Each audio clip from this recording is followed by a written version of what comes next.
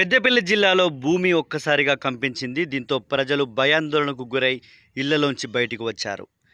పెద్దపల్లి జిల్లాలో బుధవారం రోజున ఉదయం 7:27 నుండి 7:28 సుమారు 36 సెకండ్ల వరకు భూమి కంపించడంతో ప్రజలు భయాందోళనకు గురైనారు. ఏం జరిగిందో అర్థం కాక ప్రజలంతా ఇళ్లలోంచి బయటకు వచ్చిన పరిస్థితి పెద్దపల్లి జిల్లాలో నెలకొంది. బుధవారం రోజున 7:27 నుండి 7:27 వరకు భూమి కంపించడంతో ప్రజలు భయాందోళనకు గురైనారు. రోడ్డుపైన వెళ్ళే వారికి భూమి కంపించే విషయం అర్థం కాలేదు. కానీ ఇళ్లలో పై అంతస్తులో ఉన్నవారు మాత్రం ఇళ్ల నుంచి బయటకు వచ్చి పరుగులు తీశారు.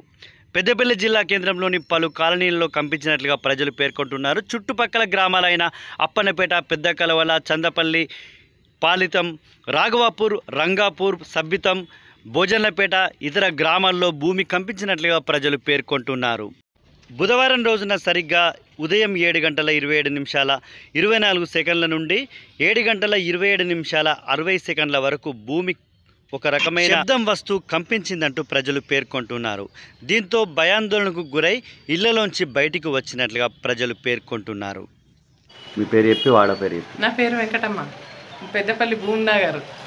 ఇంటి ముందు కూర్చున్నా, ముందు రూమ్లో కూర్చున్నా, ట్రక్కు కదిలినట్టు గీక్కపోయినట్టు సౌండ్ వచ్చింది.